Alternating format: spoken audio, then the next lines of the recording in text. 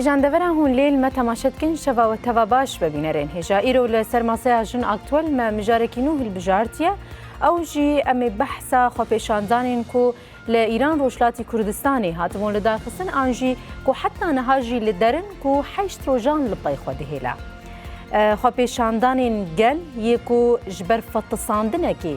ایدی هر کسی سریح هلدان لهمبری ویره جیمه آنجی سریح هلدان لبر سیاستین کوتینه کرن بپرسن لویدره لإيران چه دقومه گل خودی کی جان داخوازانه و چما داکتنا قادان بروح شورشا آنجی لسر بنگها شورشا جنجیان آزادی خو پیشاندان ایرو دروژا خویا حیشتان ده دوم دکه تاوی کو خودی گوتنه که بوندما کو درکتن خو پیشاندان آنجی لیله همبری قتل کرن قر کرن بدار بکرن و گلک سوجین کو در حقیوان ده تینه کرن درکتن و بیک بانگی ایدی وی قیرین خوا قیریان و دیسا جی داخواست کرن کو ریل پیشیا ویکی وره گرتن ایرو ده جن اکتوال ده ازی هول بدم ویکی لگل سی میوانین بریز کو لگل ما آماده بن نقاشو گوتو بیش بکم لی دوسیه کاتیا آماده کرن دوی چارچوه ده که بنیرن به ده ایرانی ده چد قومه چد با و گل چما داکتیا قادان و د وان خو پیشاندانان دجی کسن کو هاتنه قتل کرن بریندار بونه همو آگاهی مکومی سر هف کرن و دوی دوسیه دجی تینن سر اکرانین وان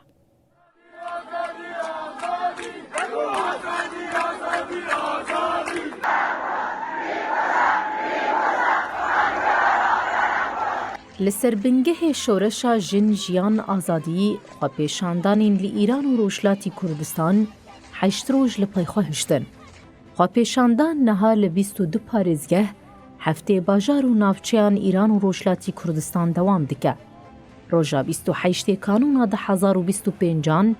لناوا بازار دولار یا باجار تهرانی چروسکا خو پیشاندانی سری هلدا. جبر بلندبونا نرخ دولار یا لهمبری داکتنا نرخ تومن ایرانی نرازی بونین خلکی دست بیگر. هر کوچو نرازی بونین گل کولانین باجار و ناوچین ایران و روشلاتی کردستان زیده تر بون.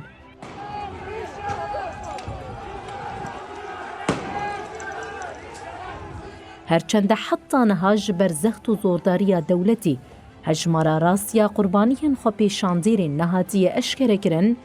لگوری دانین ریخستنا مافی مرووان یا لإيران و روشلاتی کردستان حتی نهاد ناوا حیشت روژان ده 120 کس هاتنه بنچاف کرن و 8 کس جی هاتنه قتل کرن و 35 کس جی بریندار بونه. هرچندی خو پیشاندان وکه صدمین آبوری و هجاری بیکرن جی لیدراستی ده صدم نتنی اوه. سیاست آقر کرن، قتل کرن، بدار وکرن، چوستاندن گردن برچی کرن، رد کرنا مافی جنان کریا کو گل ایران دا کون کولانان. او صدمین کو اف حیش روژن خلک ایران و روشلاتی کردستان دا خستیه سریان. دبکو جداهی خوهبه لیا راز صدمین وی اوه کو بویه هیوین شورش جنجیان آزادی. جبوی اف خو پیشاندان بردوام شورش جنجیان آزادیه. جبر کو رژیم ایران تو دا خوازین وی بجه نآنیه و سیاست دجمناتی دوماندیه. یک جالین یکم کو پشتگیری خویا جبو خو پیشاندیرین دی ایران و روشلاتی کردستان آنی زمان پارتیا جیانا آزادا کردستان پژاکی بو. پژاکی اف گوت بو و حمو هولدانین کومارا اسلامی یا جبو به دنکرنا دا خوازین رواین گل به انجام بمینن. دو ام بزانبن کو د انجام تکوشین و اراده یا گل ده صلات دنگ شورشا گل بهستیه. جبو اف سرهلدان گل با آوائی کی باش بسر بنگه که دموکراتیک بردوام بکه دو پیشنکتیا جن و جوانان جخوره اساس بگرن. دشتاکو جیانه که آزاد گرانتی دکه و دستکفتیان ده پاریز تکوشین آزادیا جنیه. جن خوندوان زانینگه و خوندوان هم ریبر و هم جی هیزا شورشینه. ام دوی باوریه دنه کو گلین ایران شورشا جنجیان آزادی و بجیر که خویا داوید زانن جبو دموکراسی و جیانا آزاد. مشا آزادی یا گلین ایرانی و بیکیتیا دموکراتیک بسر بکوه. بیگومان مینا سرهلدانا جنجیان آزادی و جاری جی دخوازن تکوشینا گلان جی در بخن. هر جه دسپیکا نرازی بونان کره رضا شاه کو لە ئەمریکای دژی ڕاگەاند کو خەلکی ئیرانێ لە بەن داڤەگەراوینە di demekê de xelkê Îran ne li ben davegerê û dubare ezmûnên nexweş yên berî 5 salî ku şah vegere li ser desthilatê û dîktatoriya xwe dewam bike. Li navxweya Kurdistanê beşeke ji partî û komên nasyonalîstên klasîk dixwazin cewherê naverokê biguherin. Ew dixwazin xwepêşandanê vegerînin aliyê xwe. Hincetê wan jî pirsgirêka gelê Kurd cuda ne ji gelê Faris. Bi vî rengî dixwazin cudahiyê bixin nava gelê Îranê de. Ne propagandaya kurê şah, ne jî hêzên nasyonalîstên Kurdistanê nikarin rastiyan biguherin. Jiyan û rewşa xelkê li Îran û Rojhilatî Kurdistan di nava krîzekî mezin de ye. Krîzên aborî, hejarî, pirsgirêkên jîngehê, pirsa jin, azadî û demokrasî, sedemên bingehîn yên nerazîbûnên gelên li Îranê ye. Niha gelê Îranê gelê li çareserî û demokrasiyê digerin. پێکانîna vê jî bi hevkarî û yekîtiya gelê Îran pêkane. Bi taybet li dijî edaletê û zulmê gelê Kurd xwedî ezmûneke xurtiya tekoşînê ye. Xwediyê şoreşeke jin jiyan azadiya li cîhanê deng vedaye ku piştre bûye hêvînê yekgirtina azadîxwazan û gelê li Îranê. Rejîma Îranî li şaşîtî û kêmaniyên xwe mikurtê lê ne amade ye çareseriyê ji bo gelê xwe pêk bîne yan jî dawî li desthilatê xwe bîne. Li aliyê din rê neda desthilatekî nû ku ev jî tirs û fikarên li Îranê zêdetir dike.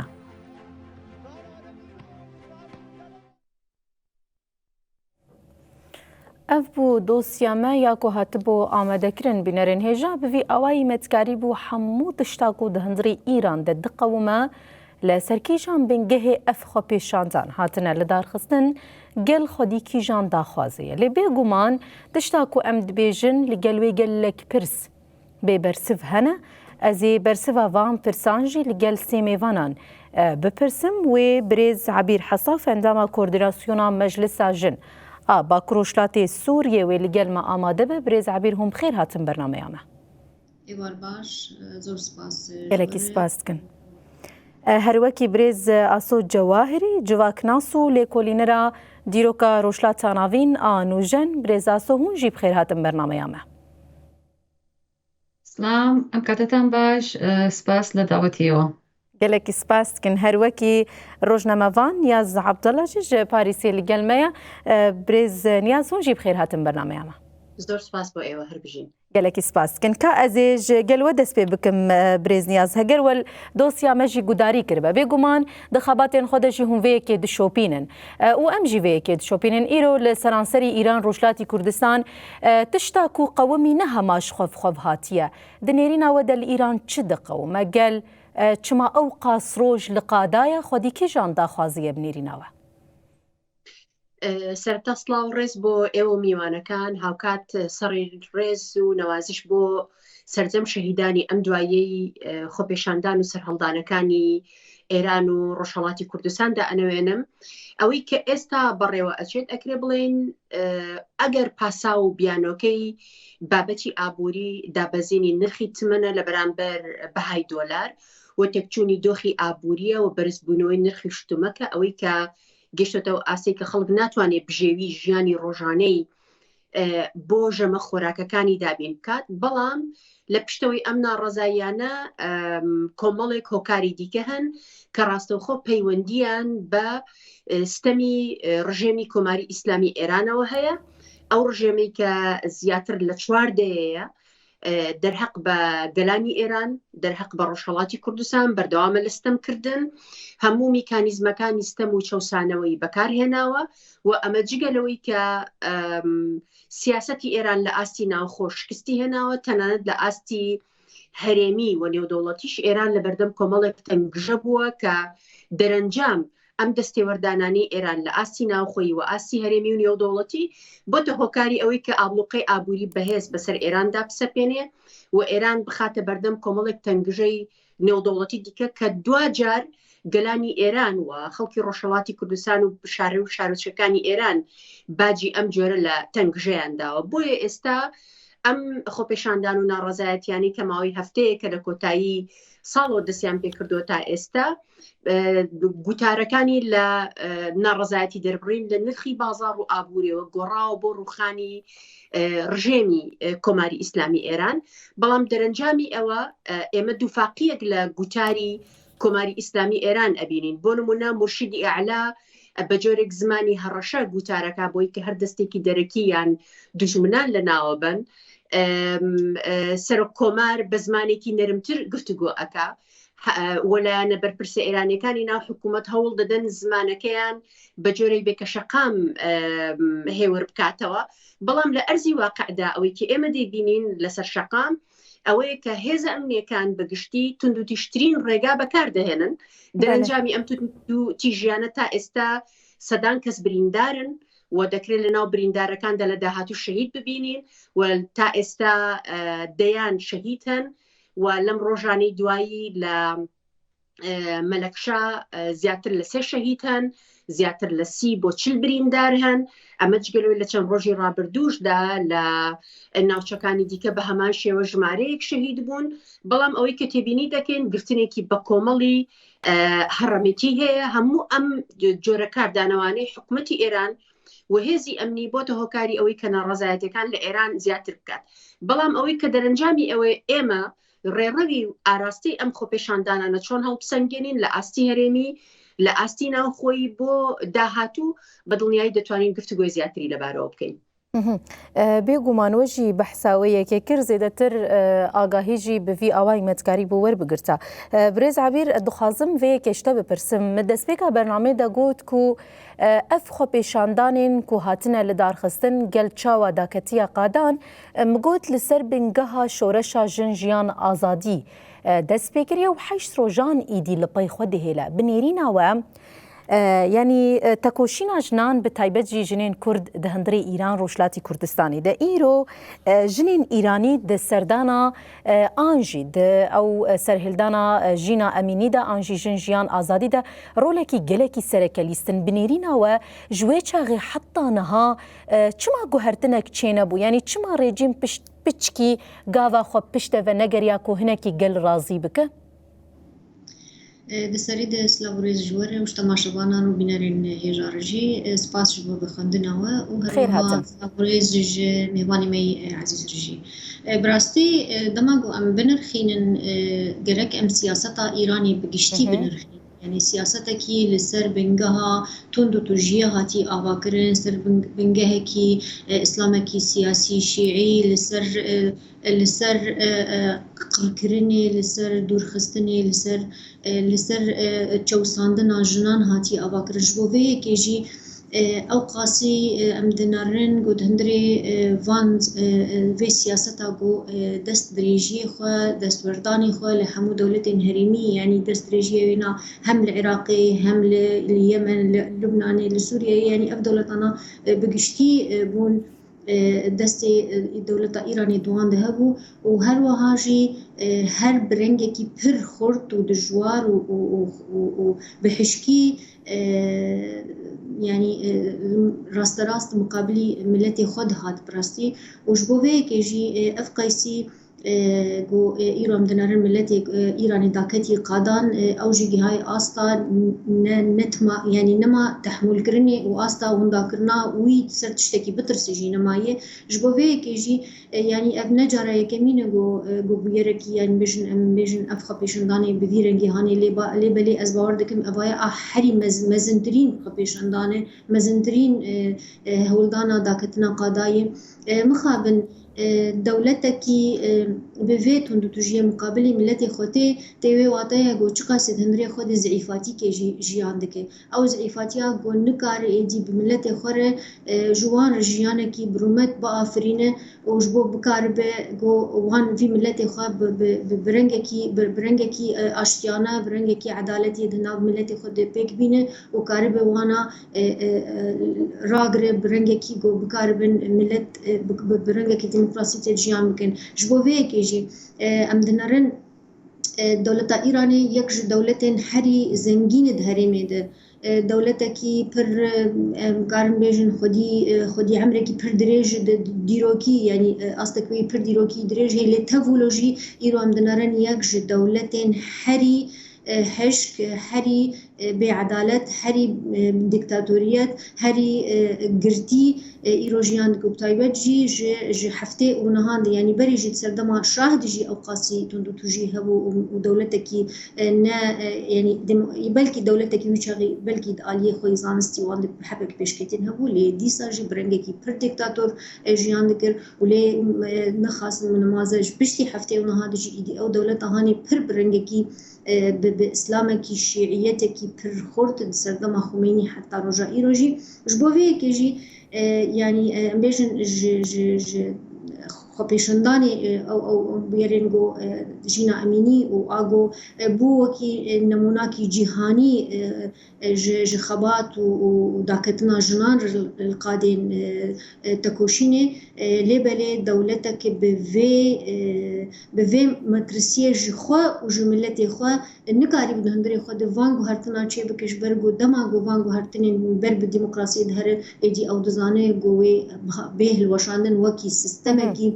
diktatör ji bo vê yekê jî û mixabinî heyî yanî êdî ev milletê Îranê got ew qasî rasta vê tund û tu jî hatî heger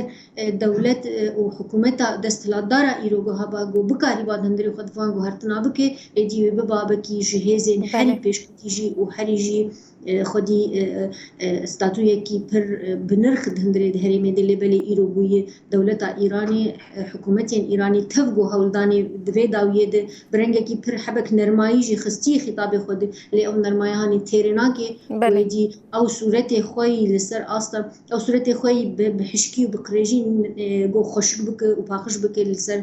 li beramberî cîhanê giştî jî îro tilîkê gelek welatan ber bi Îranê veye got ew qasî xerakirin ew qasî xwediyê destwerdanê ne baş û ne paqij dewletên din de û her wiha jî bi milletê xwe bi xwe re jî heta roja îro em dinerin rojane bi dehan yanî xort û keçan xortan dar vedike heta roja îro bi hezaran di hundirê di zindanê wê denê tenê ji ber got doza mafê xwe dikin yan jî tenê bi xwesteka bêje diyarkirina raya xwe bikin ji bo vê yekê jî îro di hebsa û di zindana dine evaya hemî jî bi xwe re rewşekî yanî gîhayê asta teqanînê ayîk asta got millet êdî wê dakev qada û doza mafê xwe bike doza edaletiyekê bike doza demokrasiyekê bike ji ber got êdî nema dikare bi rengê berê bi rengê bin wê tundiyê de berdewam bike jiyana xwe. بله برێزا سۆ تەلنرخاندنên هەردوو mêvanên me jî gudarî kir me gelekî behsa wê yekê kir ku her çendî xwepêşandan ji ber sedemên çi aborî bin û çi hejarî bin jî hatine kirin lê sedemên xwe yên dîtir hene di nêrîna we de ev sedemên dîtir siyaseta ku têye birêvebirin çi siyaseta qirkirinê be çi siyaseta qetilkirinê be çi jî siyaseta darvekirinê ve ev hemû xwe li dora van sedeman digerînin anna. سلامی دوارە سپاسان دەکەم و بەخێرهاتنی میوانانی عزیزتان دەکەم سەبار بە پرسیارەکە ئێوە هەروواکە میوانان ئاماژەیان پێکردووەی بەش وتان ئەم شۆڕشە تایبەتمەندیهایەکی خۆی هەیە لە باری جۆهەرە و ئەگەر بێژین وەکو ئیدامەی ژنجیان ئازادی ئەو شتێکە دوای تەفگەری ژنجیان ئازادی لە ئێران سەری هەڵدا ناویان متاڵباتێک مردم داواخوازی هەیەکیان بوو لە بوارهایەکەوە ئەتوانین بێژین لە دوای ئەوە هەیە وەلێ تایبەتمەندی هەیەکی خۆی هەیە کە جیاوازی ئەکات لە ژنجیان ئازادی لەولایشە و شێوازی حکوومەت هاوتۆکردنی حکوومەت لەگەڵ ئەم شۆڕشە کەمێ جیاوازە هەربازم لە شۆڕشی ژنجیان ئازادی و ئەو تەفگەرەی کە سەری هەڵدا 3-4 ساڵ لەمەوبەر لە ئێرانە شرایەتی ئێران گۆڕاوە هەم لە ناوخۆ گۆڕاوە تەفگەری ژنجیان ئازادی تەسیری خۆی لەسەر کۆمەڵ و لەسەر حکوومەت دانا حکوومەت دوای ژنجیان ئازادی دەستی پێکرد بە بەرنامەهایەک چۆن زانی ئەو ئەگەر گەرەکی بێ هەر بۆ شێوەوە چل و چەند ساڵ بۆ حکوومەتی کردو بچێتە بەرەو بە زووی ئەو زەڕە مەشروعیەتش کە لە ناوی حداقل بەشێ لە جامعاوە ئومیدیان بە ئیسلاح بوون نە بە حرەکەتی ڕادیکاڵ و داواکردنی لاچوونی حکوومەت زانی کرد ئەو چۆنی پێژن ئەو تەهماندەی مەشروعەتیشی لە دەست ئات بووە بەرنامەی حکومڕانی فەرهەنگی دەست پێ کرد کە بەوە بتوانێت بەسری ئازادیهای مەدەنی ئازادیهای سەر نەنە چەندان دموکراتیک وەلێ پای کێشە دوا و چوە دواترەوە ئیجازەیدا کە مردم بێدە نا ئەو فەزاها لەو لایشەو وەلە ئیسا جمهوری ئیسلامی ئێران حالە شەرایەتێکا کە بەتایبەت دوای جەنگی 12 ڕۆژە هەر یەکسەر زۆر زەعیف بووە یانێ تواو ئیدعاهایەکە لە ساڵهاسێکا لەبارەی تەوانی نظامی خۆیەوە کە چۆن نەتوانێت لە بەرابەر ئیسرائیلەوە بێسە لە بەرابەر ئەمریکا و بێسێەوە ئەمپریالیزم منتەقەی خۆی خەریک بۆ ئیدارەیە کرد لە دوای 7 ئۆکتۆبر شڕ بوو وەیتە دوای جەنگی 12 ڕۆژە هەر بە تەواوی ڕووخا ئێمە بینین لەناو حکوومەتیشە جوڵاجوڵایەک هەیە کە حتا ڕەهبەریان کە خامنەیی حزوری بە عنوان ڕەهبەریە تەسیرگوزار کەمترێکۆ بووتەوە وا دیارە سپا بەرنامەهای تر ها بەدەستیە و مذاکراتێکە لەگەڵ ئامریکا بوویان بۆ هینەگەیاندیانی کرد مەجبورن لەگەڵ غەرب و ئامریکا بگەین بە تەوافقێک و حرەکەتهای ئەنجام بن وەگەرنا بۆ جۆرە لە ناوخۆ هیچ مەشروعەتێکیان مردم داواکاریەکانیان ڕادیکاڵە داواکاریەکانیان چوین جمهوری ئیسلامی ئێرانە کەس ئیتر وەکو جنبشی سۆز کە مردم ئەیانوت ڕایی من لەکوێیە یا ئەیانوت ئێمە سری ئیسلاحاتمانەوێ نییە لە 96 حرەکەتەشەوە بوو ئێمە شۆڕژی ترمان بوونەوە 6 ئابانینەوە هەشت ئەو شۆڕشە کە لە دوای ئەفزایشی قیمەتی بنزین سەری هەڵدا ژنجیان ئازادی تر ئەوجی ئەو زەعیف بوونی هژمونی حکوومەت لە ناو کشوەرەوە بوو ئێستاش ئەبینین دوای ئەوە کە ئامریکا وای کرد بە ڤێنزوێلا و مادورۆ کە دانێ لە متحدانی جمهوری ئیسلامیە جمهوری ئیسلامی حداقل ئومیدی بەوە بوو لە بوار ئابووریە و بتوانێت بەشێ لە ئێران هەدەژێر تەحریمە بەشێ لە صادرات نفتی بەشێ لە یا صادرات بنزینی لە ڤێنزوێلا و کشوەرهای ترۆ خەریکە تەمینەکە خۆب ڤێنزوێلایش دانێ لە متحدە قەدیمیەکانی بوو جمهوری ئیسلامی ڕۆژ بە ڕۆژ خەریکە متحدەکانی لە منتەقە لە بینەملال لە دەست هات لە ناوخۆ مردم داواکاریەکیان نییە بجۆز چوین جمهوری ئیسلامی ئێران و ئەمانەسەکە وا دیارە ئەمە ئەم شۆڕشە کەمێ تایبەتمەندی هەست بەخۆیەوە و ئێستا زۆر سەختە کەس پیشبینی بەوەکات ئایا ئەتوانێت بگێ بە شتێکیانە ئایا ئەم تەفگەرە ئەم شۆڕشە ئەبێ بە تەفگەرێ ئەبێ بە شتێک حرەکەتی ڕادیکاڵ ئەنجامە بە تایبەت من حەزەکەم ئاماژە بەوە بکەم کە بەداخەوە ئێمە حرەکەتهایەک ئەبینین ئۆپۆزیسیۆنی ڕاست و پاوشایی خواد ئێران لە تعدادا یا لە ئەندازەیە زۆر نین بەڵام پوڵیان زۆرە و بەڕاحەتی ئەتوانن بە کۆمەکی ڕسانە و میدیا ئەو باوەڕە لە بیر و باوەڕ بنیامەکانە شکڵ بن کە هیچ ئالتەرناتیڤێک نییە بجۆز پەهلەوی ئەوەیە کە شعارەکانی مەیسەی بینین ئەو داواخوازیەکان کە ئیسایی بینین کەمتر ئەو داواخوازی و شعارانەیەوە لە تەفگەری ژنجیان ئازادی ئێمەدیمان لەم 3 ساڵە ئیسرائیل ئەمریکا و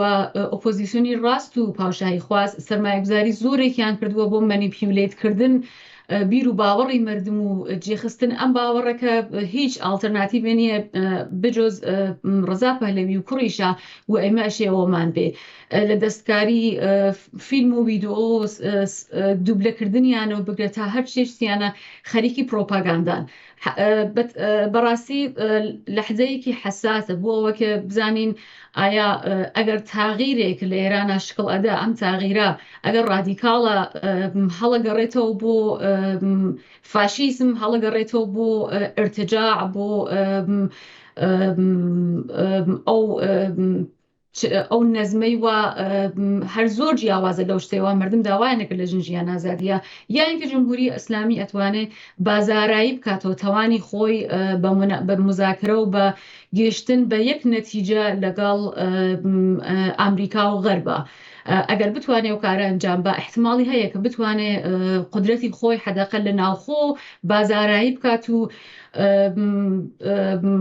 زەرفیەتی حرەکەتی ڕادیکاڵ لە مردم بسێنێ. بێگومان تشتا گۆتەژی ئانی سەر زمان هەر ئەم هەول دن وەیەکێ بە ئاوایەکی ئەشکەرە ڕاخن پێشیا جوان. برێز نیاز هەگەر هونژی گوداری دکن دخوازم وێ بپرسم ئیرۆ ئەف سەرهێلدانا گەلژ بکو بە ئاوایەکی باش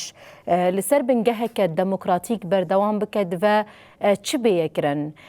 پێویستی پێ هەیە کو ژن و جوان پێشەنگتیە ژێرە بکنج بکو بگێژم وێ ئاستی یانژی پێویستی بتشتندن هەنە. ئەوەی کە لە خۆپێشاندانەکانی ئەم دوایەی ئێران یا لە سەرتاسەری ئێران کە بەڕێوە ئەچێت هێشتا ژن نەبوو بە سیمبولی ئەم ناڕەزایەتیانەوەی کە لە شۆڕشی ژینە ئەمینی هەبوو، لە شۆڕشی ژنجیان هەبوو، هێشتا ژن نەبووە بەم سیمبولە و ئاراسی سیمبولەکان گۆڕاون. ڕاستە بناغی ئەم شۆڕشە و کاریگەریەکانی هێشتا بە تەواوی لەسەر گەلانی ئێران ماون و گەلانی ئێران بەرەو ئاسێکی پێشکەوتن و کرانەوەتر ڕۆیشتن لە ئاستی ڕخنەگرتن، لە ئاستی بەرەنگاربوونەوەی کۆماری ئیسلامی ئێران، لە ئاستی بەرەنگاربوونەوەی هێزە ئەمنیەکان. بەڵام ئەوەی کە پەیوەندی بە بەشداری تەواوی چینەکانی کۆمەلگا هەیە، بە بەشداری ژنان و پیاوان هەیە، بەڵێ ئەمە پێداویستێکی حتمیە، یەکلاکەرەوەیە بۆ ئەوەی کە هەر خواستێک، هەر ناڕەزایەتیەک، هەر شۆڕشێک بەرەو پێش بچێەوە ئامانجەکانی بپێکێ و سەر بکەوێت لە دەرەنجامدا. بەڵام ئەم گوتارە بە تەواوی جیاوازە، بە تایبەت ئێمە ئەوەی کە ئێستا ئەیبینین هێزە ئەمنیەکان هێشتا فشار و چەکی ڕاستەوخۆ بەکارەهێنن، گازی فرمێسکڕەش بەکارەهێنن، گولەی پلاستیکی بەکارەهێنن کە بە ساچمە خەڵک بریندارەکەن و وەکوی کە لە شۆڕشی ژنجیان ئازادی بینیمان ئەو بریندارانەی کە بەهۆی ساچمە و گولەی پلاستیکەوە بۆ قوربانی لێکەوتە ژمارەکەی ئەجگار زۆرە، خەڵکێکی زۆر کەم ئەندام بوون. ئێمە هێشتا هەتا ئێستا بە تەواوی بۆمان ڕوون نییە کە ئەوانەی کە لە دەرەنجامی ئەم چەند ڕۆژەی ڕابردوو کە گولەی ڕاستەوخۆیان بەرکەوتووە یا ساچمەیان بەرکەوتووە چەندیان کەم ئەندامە بن، چەندیان لە داهاتوو ئەگەریەوەی هەیە کە شەهید ببن، بمرن. هێشتا ئەم ئاماران بە تەواوی ڕوون نین. بەڵام ئەوەی کە لە کۆی بارودۆخەکە لە ئێران ئێمە ئێستا لە بەردەم چاوەڕوانی ئەوەداین، ئێران پەلوپۆکانی لە ئاستی ڕۆژهەڵاتی ناوەڕاست و لە ئاسی نەودەوڵەتی وا بە تەواوی لاوازەکرێن و لە ناوخۆشدا ئێران بەرەو داڕمانێکی تەواو ئەڕوات. بە تایبەت ئێران هێشتا نەیتوانیوە ئەو مەترسیانە بەرامبەر بە ئیسرائیل و ئەمریکا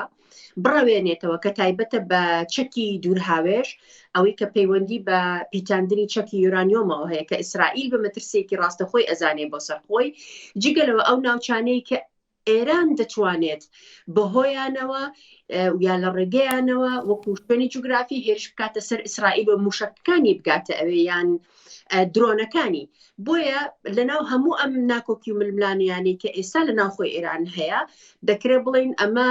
دیارەیەکی زۆر بە نرخە بۆ ئەو وڵاتانی کە لە بەرەنگاربوونەوەدان لەگەڵ کۆماری ئیسلامی ئێران و دەیانوێت کۆماری ئیسلامی ئێران بە تەواوی لاواز بکەن، بەتابەت پێشتر ئەو دوو سیناریۆیی کە هەبوو بۆ لێدان لە کۆماری ئیسلامی ئێران، یەکێکیان ئەو بوو کە پەلوپۆکانی ئێران وەکو حزب الله، حەماس،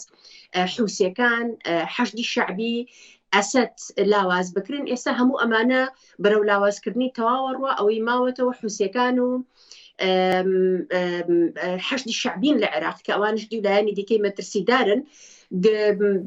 سیناروی دوم کە هەبوو ئەو بوو کە هێرشی ڕاستەخۆ بکرێتە سەر کۆماری ئیسلامی ئێران. ئێستا ئێمە لە ئەرزی واقعدا دەبینین کە هەردوو سیناریۆکە بەیەکەوە جێبەجێ کراوە. ئەوە جەنگی دواندا ڕۆژە، ئەوە لێدان لە تەواوی باڵەکانی ئێران لە دەرەوە کە ناوچەکەیان لە ڕۆژهەڵاتی ناوڕاست بەرە و تەنگژەی سیاسی سەربازی و جەنگی ڕاستەوخۆ بردبوو و هەڕەشە و مەترسی بوون بۆ سەر ئیسرائیل و لە هەمان کاتدا هەڕەشە و مەترسی بوون بۆ سەر وڵاتانی تریش. بۆ نمونە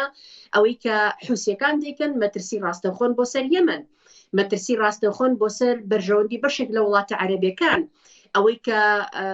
بەشار ئەسەد وەکو لایەنگرێکی ئێرانی ئێستا لە ناوچووە ئەویش یەکێک بوو لە مەترسیەکان بە تەواوی بۆ سەر گەلانی سووریا و لە نێویاندا بۆ سەر کورد. بۆیە ئەوەی کە حەماس لە غەزە وەکو دەرەنجام ئێستا لێی کەوتۆتەوە کە قوربانیەکی ئەجگار گەورەیە لە مێژووی مرۆڤایەتی و هەروەها ئەو مەترسیانەی کە ڕوبەڕووی وڵاتێکی وەکو لوبنانی کردەوە ئێستا هەمووی بەرەو ئەوە دەچێت کە ئەم مەترسیانە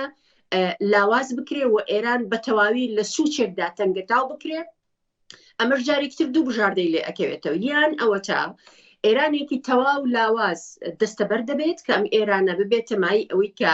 هیچ نیگەرانی و مەترسیەکی نەبێت بۆ سەر بەرژەوەندەکانی ئیسرائیل و ئەمریکا، یاخود ئێرانێک دەهێنرێتە ئاراوە کە هێدی لەگەڵ ئەم ناڕەزایەتیانەی کە ڕوو دەدەن و بە هێرشی ڕاستەخۆکۆی کە هێرشی یا جەنگی 12 ڕۆژە ئەنجام درایە پێی ناسراوە بۆ شێوەیە ئێران بە تەواوی سیستەمە سیاسەکەی بگۆڕدێت کە من پێم وایە ئەمەش بۆ خۆی لە بەردەم ئاڵنگاریەکی زۆر گەورەیە، چونکە ڕژێمی ئێران تا ئێستا ئەوەی کە لەلایەن محافزکارەکانەوە و ئوسوولەکانەوە بەڕێوە دەبرێ، هەمویان گزارش لە دەوڵەتی قوڵی ئێران دەکەن و هەموو ئەمانە بڕوایان بەوە هەیە کە تونند و تیژی بەرامبەر بەنایەرەکانیان بەکاربێنن لە ئاستی هەرێمی نێودەوڵەتی وەروها لەسەر ئاستی ناوخۆیش. بۆیە ئەو تونند و تیژیانی کە ئێستا دەرهەق بە خۆپێشاندەران و پێشتریش لە بەرامبەر شۆڕژگەڕانی شۆڕشی ژنجیان ئازادی بەکارهێنراوە گزارشت و دەرەنجامی هەمان دۆخە. بەڵام ئەمەی کە ئێستا ئێمە قسە لەسەر دۆخی ئێران دەکەین و دەبێت قسە لەسەر سیاسەتەکانی ئەمریکاش بکەین. ئەمریکا لە دوای ئەوەی کە نیکۆلاس مادۆرای لە ماڵەکەی خۆیدا دەستگیر کرد و بردی و ئێستا دەیانەوێت لە نیویۆرکدا دادگایکەن و دادوەری تایبەتیشیان بۆ داناوە بە کۆمەڵێک پاسا و ئێستا کۆمەڵێک سیناریۆی دیکە هەیە بە تایبەت لە ناو ئێراندا کۆمەڵێک سیخوری ئیسرائیلی و ئەمریکی هەن کە جەنگەکەیان زۆر ئاسان کرد بۆ ئیسرائیل لە ماوەی جەنگی 12 ڕۆژەکەدا و ئێستا قسەی ئەوە لە ئارادایە. ئایا ئەگەری ئەوە هەیە هەمان سیناریۆ لە بەرامبەر خامنەئی یا پزیشکیان دووبارە بێتەوە یان ئەو گەورە بەرپرسە ئێرانیانی کە بوونە بە سیمبولی دژمنکاری بۆ ئیسرائیل و ئەمریکا. بۆیە هەموو ئەم بژاردانە تا ئێستا بەکراوەی ماوەتەوە، بەڵام ئەم شەڕشەکەی سەردەگرێت، ئەم گۆڕانکاریە ڕاستەوخۆیەکەی سەردەگرێت، کەی ئێمە دەتوانین جێگرەوەی سیاسی بۆ کۆماری ئیسلامی ئێرانی دابنین کە ئێمە هیچ کات پێمان وانییە کە گروپی ڕەزاشا و پەهلەویەکان بن و پێمان وانییە کە موجاهدینی خەلق بن و ئێمە پێمان وایە دەبێت جێگرەوەیەکی دیموکراسی خواست ئازادی خواست شوێنگرەوەی کۆماری ئیسلامی ئێران بێت و بتوانێت ویلایەتی فقهی کە ساڵانێکی زۆرە ئێرانی بە فاشیزمی ئایدۆلۆژی خۆی تێکشکاندووە و وێرانی کردووە و کۆمەلگایی پوکاندۆتەوە و ژێردەستەی کردو بەستەمکاری دەبێت بە تەواوی بەرەنگاری ئەمە بێتەوە بتوانێت گۆڕانکاری ڕیشەی لە ناخۆی کۆمەلگای ئێرانی لە ناو گەلانی ئێرانی دروستکە بە یەک تێبینی زۆر گرنگەوە و ئەو فاشیزمە فارسیەی کە ئێستا خەریکی سەر هەڵدانە بە تایبەت بەداخەوە لە شۆڕشی ژینجیان ئازادی و فارسەکان هەوڵیاندا نمایندەی جۆرێک یان نوێنەرایەتی جۆرێک لەم فاشیزمە بکەن کە لە ئەوروپاش خۆیدا چەقاندووە. دەبێت ئەم هێزە جێگرەوەی بتوانێت بە دروستی بەرەنگاری هەموو ئەم هێزە سیاسیە جیاوازانە بکاتەوە کە دەیانوێت جارێکی تر لەسەر بنەمای پاوانخوازی بۆ پێکهاتێنێتەوەی و ئاینەکانی تر لە ئێران بیانێ میکانیزمێکی دیکەی سیاسی بێنە ئاراوە کە هەمان جێگرەوەی ویلایەتی فقهی ئێستای کۆماری ئیسلامی ئێران بێ کە لەسەر بنەمای فاشیزم ساڵانێکە درێژە بەخۆی دەدات. بەڵێ مرۆڤ لەورد کار بێژک و دە ئەنجاما تەکۆشین و ئیرادەیە گەلدە ئەڤ وەکت بێژن یعنی دەسەڵاتی دەنگی وێ شۆرەشەهان بهیستیە یعنی مرۆڤ نکارە ژوەیەکێ دوور بنێرە. برێز عەبیر هون دخوازم وێژی ناس بکەم یعنی هون ڕۆلا هەم تەڤگەر و هەم ژی ڕێخستنên کوردی چاوا دخوێنن یعنی ئیرۆ بانک تێنەکردنج gelek ئالیان ve ku dive di hundirê îran rojhilatî Kurdistanê de ew yekdeng hebe ku rastî dikarîbin xizmetekê ji wî gelêr bikin dikarîbin wê êş û azara wan kêm bikin hûn vêyekê û rola wan çawa dixwînin. يعني جراكيرو ملتي إيراني بحمو بكاتين خا بقارب يعني ويني بخين خش جموي برسكريك شي قالوا برسكريك ريجيمك وملتك يانجي برشبون براستي يعني إيران راستا مدرسية برمزنتي جبرجو دماغو لسيرفي مجاربي ليستن دبيجو شورشوا جارك دنتيك بتشين جبرگو دما گوته که با آستا کو جبر هفدو بخستن دبی گو پرچبوینک دهندری چه ببه او پرچبونا هانی و ضعیفاتی بش همه آلیان ره و ببه مینا سوری از بیجم ایرو سوری سردما 12 سالاده سه تقریبا بو سه پرچه آلی یعنی دوینا دجی خورتبونا ملت ایرانی گو ایرو به هفره رژیمکی دیکتاتوری فاشیست دستلاتدارکی نه دموکرات به هفدور بخینن پشتی وینا کارن هندری خود ایدی لهفدو بکن لسر مافی مرووا لسر بنگه کی دموکرات لسر گو کاربن عدالت کی ناف خود آوا بکن لیبلی گو ایرو نه بعقل و بمنطق لوی مسئله بنرن و ببراستی و یدی سجاره کدن و مینا گلک سرهلدانی چوی و جبر هفدو بکفرجی و یدی او همجی به هفدو رجی ضعیف بن و به هفدو رجی لاواز بکفن و تیک بچن جبوه که جی پر گرنگه گو ایرو ملت ایرانی به هفدوره بی یک رنگی بی یک دنگی ریخستنی خو آوا بکن به طایبت مندی خو خواستک آوای سرکه وی دستهلاتداری هلوشینن ولاتا کی به هفدور آوا بکن آوایا جی و براستی جی دیسا میسر بنا تقص بکن کو جن و جوان اون هزه گهرتن و گهرتنی و هزه گو کاربن ایدی هم شورشی بردوام بکن و هم آوانی جی و گهرتنی جی بخار بینن جبوه که جی پر گرنگی ایرو گو همه دیک يعني بهفدور ديك چپره ده ديك پیشانی ده بسکنن و بکاربن بهفدور جی برخدانا خو بکن حیا بکن آستا داوی جبو انا بلکه افتایبت من دیه وی شورشی جی بلکه هگر راست ده بیشن مثلا بصدمن آبوری دست بکریه لی بلی بنگها خود گلک توندو تجی ملت ایرانی دیتی حیاگی های استویای حیاگی های آستا گو بهفدور جی و بلکه جدابونا ویناج آجینا امینی جی نتنی مثلا پرسگریکا جنتنی داکا مقادا ایرو لفر ملت بتفر داكتي بحم رنگي خوا ببيكاتين خوا بهر كسي خوا بچوكو مزن وجوان وكالين خوا داكتي كولانا جبوه كيجي خرطبونا وينا قل سر بيابي من بفي رنگي ضعيفاتيا وينا بي وقت دماغو بب پرچبوني ويچه ببن امبيجن جروب ويچاغي لوازيا وينا ويچاغي تيبچونا وينا يشبه برانبري في امبيجن في دستلاتا فاشيست بله بگومان رژیم ایرانی جی تبی که جی لشاشیتی و کمانی انخوام مکرتی لنا آماده کو چارەسەریەش بۆنا گەل جی پیک بینه یعنی ناخوازه داوی لوی دستلاتایی وره برز آسو پرسامیا داوی هی از وی که لگل تبکم ایرو رو هگر اف روش بوی آوایی بردوام کر و اف دفره هم بر بکوفه بچه یعنی و روش بر بکوف بچه دنیرینا ود و اف هولدانین کومارا اسلامی جبو به دنکرنا وی گلیهان و به انجام بمینن یانا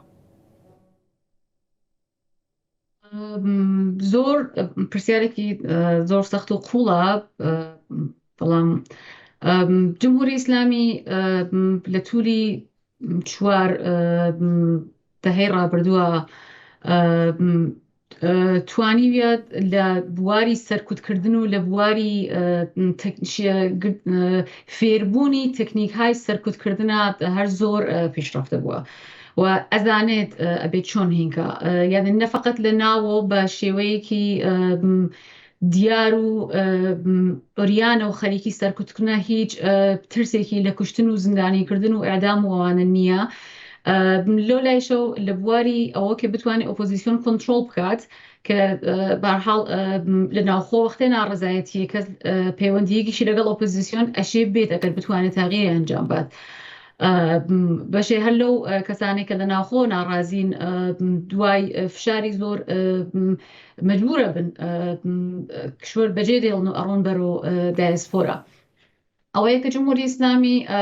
توانیویە خۆی ئەسڵەن ئۆپۆزیسیۆنێکیش دروست بکە، ئۆپۆزیسیۆنێکە مەتوانین بێژین یعنی نە سێمای ئۆپۆزیسیۆن خۆی کۆنترۆڵ یەکە، ئەسڵەن خۆی دروستی کردووە کە لە لەحزەهای بوحرانیە بتوانێت ئەو ڕێتۆریکە و پێویستیە بۆ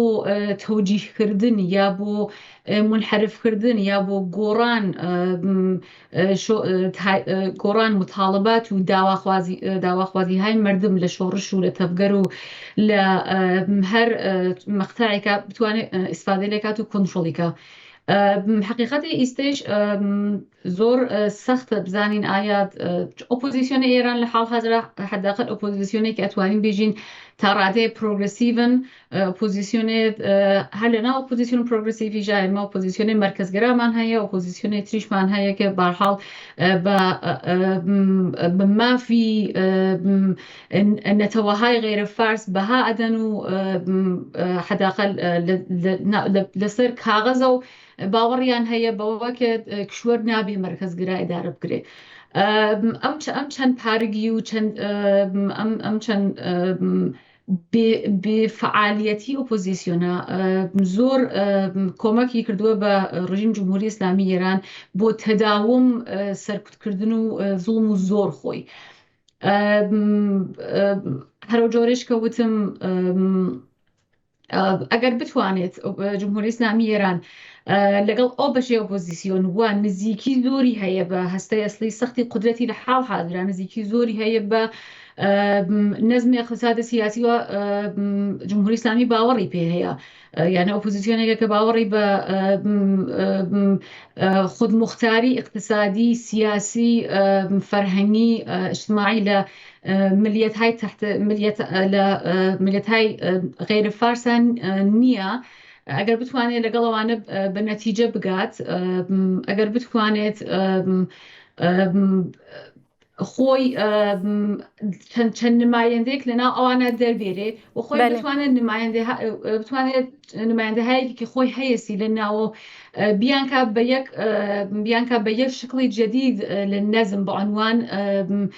نەزمی جدید لە حکوومەت ئەتوانێت لەم شۆڕشیشە بە سڵامەت بە دەربچێ. وەلێ مەسئلەی ئابووری لە ئێرانە، مەسئلەی بەسەرچوون هەزینەی زندگی کە واقعاً مردم ناتوانن زندگی خۆیان ئیدارە بکەن، تایبەتمەندی فقط بە جمهوری ئیسلامی ئیشۆ نییە. تەحریم‌هایی کە لەسەر جمهوری ئیسلامی ئەعمال بووە، اقتصاد ڕانتی کە فقط بەسەر فرۆشی نەفتە و خەریکە ئەچێتە بەرەو ئەو نەزمی اقتصاد سیاسیە کە جمهوری ئیسلامی باوەڕی پێ هەیە، سیاسەتهای نێوەلیبرالیستی ئەعمالەکات. لە سێدەهەی ڕابردووە خەریکی خصوصی سازی بووە، خەریکی واگوزاری منابعی مردم بە بەخشی خصوصی بووە کە خەریک مقررات زۆدایی لە بازاڕی کار بووە. ئێمەتر کارپەیاکردن بۆ مردم زۆر سەخت بووە، یعنی جوان و ئیسە لە ئێرانە ناتوانێت ئەسڵەن کار پەیا بکە، ئەگەرێکی نەبێت دەرس بخوێنە ناتوانێت کار پەیانەکە، دەرس خوێندنیش هەزینەی هەیە. ئەوانەیە کە جمهوری ئیسلامی لە بوحرانێکایە ئەگەر بتوانێت مەقتەعیش بازم کۆنترۆڵی بکات، احتمالەوەی هەیە لە ئایندە دوارە بازم شۆڕژێتر بێتەوە دوارە بازم حرەکەتێتر سەر بگرێت و ئەوەیەکە ئەگەر ڕادیکاڵ بێت ئەوەیەکە بازم بتوانێت جمهوری ئیسلامی تاچانە خۆی بازارایی بکات تەسیری لەوە هەیە کە ئایاتوانێت بۆ شۆڕژ ئایندە شۆڕژ احتماڵی لە ئایندە خۆی ئامادە بکات و دوارە لەوەش بە سلامەت بەسەر بچیانە. بله gelekî spas dikin malewa ava hûn li gel me amade bûn û hewilda ev pirsên li gel me hûn bibersivînin û her yek ji we jî dikarî bû xwedî şîroveyekî ew qasî giran bûha ku me jî dikarî bû lê gudarî bikira we gelkî spas dikin Birêz Aso Cewahirî civaknas û lêkolînera dîroka rojhilata navîn anûjen we gelekî spas dikin hûn beşdarî bernameya me bûn. دەستان خۆش بێ. gelekî spas dikin her wekî ji Parîs rojnamevan Niyaz Abdela jî li gel me bû malewe jî ava hûn li gel me amade bûn. زۆر سپاس بۆ ئێوە هەر بژین gelekî spas her wekî Birêz Ebîr Hesaf jî endama koordînasyona meclisa jin a Bakur Rojhilatê Sûriyê hûn jî li gel me amade bûn malewe jî ava Birêz Ebîr. زۆر سپاس و سلام و ڕێزی ژوەر و تەماشاوان. gelekî spas malewe jî ava bînerên hêja ku heta vê keliyê hûn li gel me bûn û wel me temaşe kir li ser masaya jin aktwel îro me ev nîqaş kir heta hefteya tê bixêr em ê dîsa li pêşberî hev bin li vir bixatirê.